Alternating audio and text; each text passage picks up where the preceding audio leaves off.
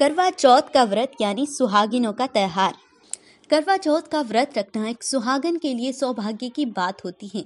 दिन भर निर्जला व्रत रखकर रात्रि में चंद्रमा को देखकर ही इस व्रत को खोला जाता है।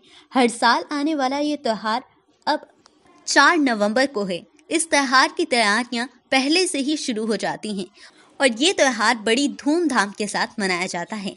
आज आपको करवा चौथ पर एक पौराणिक कथा सुनाने जा रहे हैं। बहुत समय पहले की बात है। एक साहूकार के 7 बेटे थे और उनकी एक बहन थी। उनकी एक बहन थी करवा। सभी 7 भाई अपनी बहन से बहुत प्यार करते थे, यहाँ तक कि वो पहले उसे खाना खिलाते और बाद में खुद खाना खाते थे। एक बार उनकी बहन ससुराल से मायके आई हुई थी। शाम को भाई जब अपना व्यवसाय बंद कर घर आए तो देखा उनकी बहन बहुत व्याकुल थी। सभी भाई खाना खाने बैठे और अपनी बहन से भी खाने का आग्रह करने लगे, लेकिन बहन ने बताया कि आज उसका करवा चौथ का निर्जला व्रत है और वो खाना सिर्फ चंद्रमा को देखकर ही खा सकती है। चूंकि चंद्रमा अभी तक नहीं निकला था, इसलिए वो भूख प्यास से व्याकुल हो रही थी। वह दूर के पीपल के पेड़ पर एक दीपक जलाकर चलनी की ओट में रख देता है। दूर से देखने पर ऐसा मालूम होता है कि जैसे चतुर्थी का चांद उदित हो रहा हो। उसके बाद भाई अपनी बहन को बताता है कि चांद निकल आया है, तुम उसे अर्घ्य देने के बाद भोजन कर सकती हो। बहन खुशी के मारे सीढ़ियों पर चढ़कर चांद को देखती है।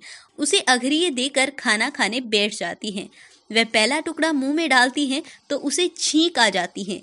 दूसरा टुकड़ा डालती है तो उसमें बाल निकल आता है और उसका पति बीमार पड़ जाता है और पति की मृत्यु की खबर मिलती है। वह बौखला जाती है। उसकी भाभी उसे सच्चाई से अवगत कराती है कि उसके साथ ऐसा क्यों हुआ। करवा चौथ का व्रत गलत तरीके से टूटने के कारण देवता उससे नाराज हो गए और उन्होंने ऐसा किया है। सच्चाई जानने के बाद करवा निश्चय करती है कि वो अपने पति का अंतिम संस्कार नहीं होने देगी और अपने अस्तित्व से उन्हें पुनर्जीवन दिलाकर रहेगी। वो पूरे 1 साल तक अपने पति के शव के पास बैठी रहती है, उसकी देखभाल करती है। उसके ऊपर उगने वाली सुईनुमा घास को वो एकत्रित कर जाती हैं। 1 साल बाद फिर करवा चौथ का दिन आता है और उसकी सभी भाभियां करवा चौथ का व्रत रखती हैं। जब भाभियां उससे आशीर्वाद लेने आती हैं तो वे प्रत्येक भाभी से यम सुई ले लो, पी सुई दे दो। तो वह अपनी प्रत्येक भाभी से यम सुई ले लो, पी सुई दे दो, मुझे भी अपनी जैसी सुहागन बना दो, ऐसा आग्रह करती है।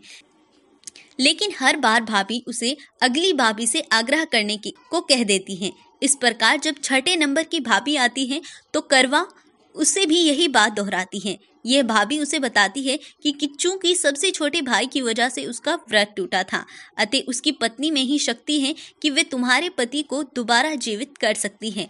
इसलिए जब वे आए तो तुम उसे पकड़ लेना। जब तक वे तुम्हारे पति को जिंदा ना कर सके उसे नहीं छोड़ना। ऐसा कहकर वो चली जाती हैं। सबसे अंत में छोटी भाभी आती हैं। करवा उनसे भी सुहागन बनने की आग्रह करती हैं, लेकिन वो टाल मटोल करने लगती है। इसे देखकर करवा उन्हें जोर से पकड़ लेती है और अपने सुहाग को जिंदा करने के लिए कहती है। भाभी उसे छुड़ाने के लिए नोचती है, खसोटती है, लेकिन करवा नहीं छोड़ती। अंत में उसकी तपस्या को देख भाभी पसीज जाती है और अपनी छोटी उंगली को चीरकर इसमें से अमृत अपने पति के मुंह में डाल देती हैं। करवा का पति तुरंत श्री गणेश कहता हुआ उठ बैठता है। इस प्रकार प्रभु कृपा से उसकी छोटी भाभी के माध्यम से करवा को अपना सुहाग वापस मिल जाता है। इस प्रकार करवा को चीर सुहागन का वरदान मिल जाता है और इस प्रकार साहूकार की बेटी करवा की श्रद्धा भक्ति को देखकर श्री गणेश उसकी प्रार्थना सुन लेते हैं और उसे धन संपत्ति वैभव से युक्त कर देते हैं और उसका पति भी जीवित हो जाता है।